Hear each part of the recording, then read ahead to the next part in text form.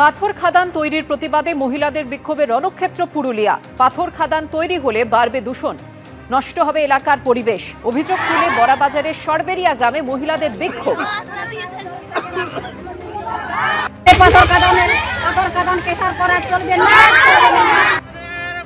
বিক্ষোভে লাঠিচার্জের অভিযোগ, পাল্টা হামলার অভিযোগ পুলিশের।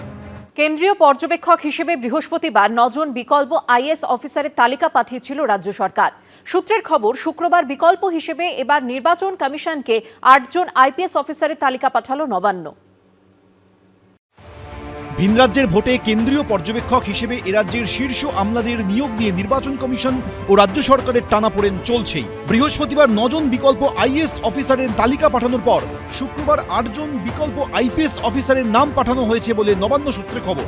পশ্চিমবঙ্গের পাশাপাশি এবছর বিধানসভা ভোট হবে কেরল, তামিলনাড়ু, অসম এবং পুদুচেরিতে। এই সমস্ত রাজ্যে নির্বাচনী প্রক্রিয়ায় নজরদারির জন্য কেন্দ্রীয় পর্যবেক্ষক নিয়োগ করা হয়, যেখানে পশ্চিমবঙ্গের মোট 25 জন আইএএস এবং আইপিএস অফিসারের নাম রাখা হয়।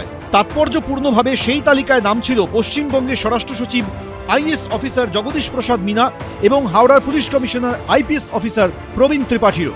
নির্বাচন কমিশনের তরফে যুক্তি দেওয়া হয়, পর্যবেক্ষক নিয়োগ নিয়ে 4 বার রিমাইন্ডার দেওয়া হয়েছিল, কিন্তু রাজ্য সরকার কোনো তালিকা দেয়নি। তারপরই স্বরাষ্ট্র সচিব ও হাওড়ার পুলিশ কমিশনারকে পর্যবেক্ষক হিসেবে নিয়োগ করা হয়।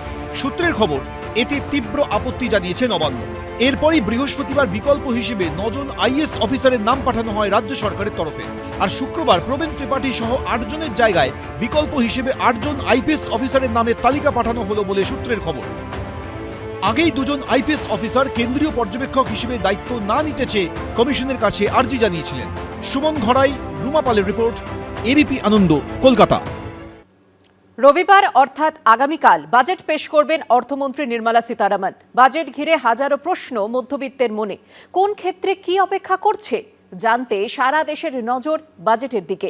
বাজেট নিয়ে একাধিক প্রত্যাশা রয়েছে শিল্পপতিদের। আর একদিন বাদেই বাজেট পেশ করবেন অর্থমন্ত্রী নির্মলা সীতারামন। 1 ফেব্রুয়ারি বাজেট পেশের রীতি চালু হবার পর এই প্রথম রবিবার বাজেট পেশ করবেন অর্থমন্ত্রী। আয়করে ছাড় কি বাড়বে? মূল্যবৃদ্ধি নিয়ন্ত্রণে কি কোনো পদক্ষেপ নেওয়া হবে? কর্পোরেটদের জন্য কি বিশেষ কোনো ঘোষণা করবেন মোদী সরকার? এরকমই নানা প্রশ্নই ঘুরপাক খাচ্ছে। বাজেট নিয়ে একাধিক প্রত্যাশা রয়েছে শিল্পপতিদের। ডোনাল্ড ট্রাম্পের নানা সিদ্ধান্তের কারণে যখন বিশ্ববাজারে উথাল-পাথাল চলছে, তখন শিল্পপতিদের কেউ চাইছেন পোশাক শিল্পে কর ছাড়, তো কেউ চাইছেন সোনার উপর ট্যাক্স কমানো হোক। এগ্রিকালচারের পরে কিন্তু হুজুরি সেক্টর যেটা হয়, এটা সব থেকে বেশি মানুষদেরকে কিন্তু এমপ্লয়মেন্ট দেয়। আমাদের এতটুকুই এক্সপেকটেশন যে গভর্নমেন্ট একটু ইন্টারেস্ট সাবসিডিটাকে অবশ্যই দেখবেন, টেকনোলজি আপগ্রেডেশন ফান্ডকে অবশ্যই দেখবেন, আর নতুন নতুন এফটিএ যদি গভর্নমেন্ট সাইন করে উইথ ডিফারেন্ট কান্ট্রিজ অ্যাব্রড, তাহলে আমরা কিন্তু ওভারঅল আমাদের সেলটাকেও আর ওভারঅল ইকোনমিটাকেও অনেক গ্রো করতে পারবো। আমাদের উদ্দেশ্য এটাই থাকবে যে আমাদের দেশকে কিভাবে স্টেবল করা যায়। পার্সপেক্টিভ অফ জুয়েলারি, গোল্ড আমরা আজকে দেখতে পাচ্ছি যে globally has become a currency. আজকে লোকেরা ডলারের উপরে তার ভরসা চলে যাচ্ছে।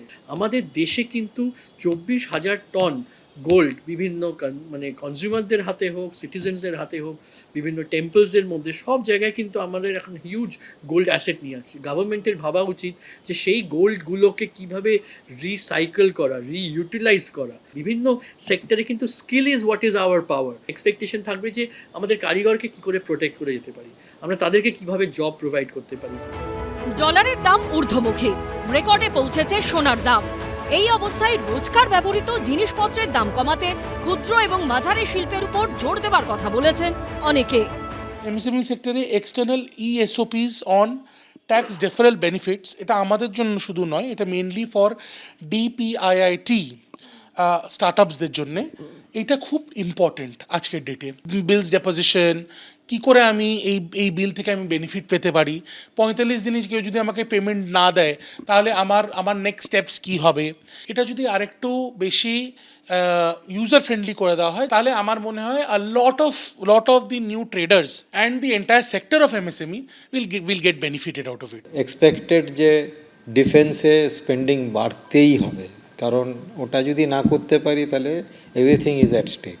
মানে ডিফেন্সের ড্রোন বানানো, এরোপ্লেন বানানো, এখানে private sector will get engage also along with the government sector. কিছুটা ট্যাক্স রিলিফ হয়তো থাকবে, I don't expect too much.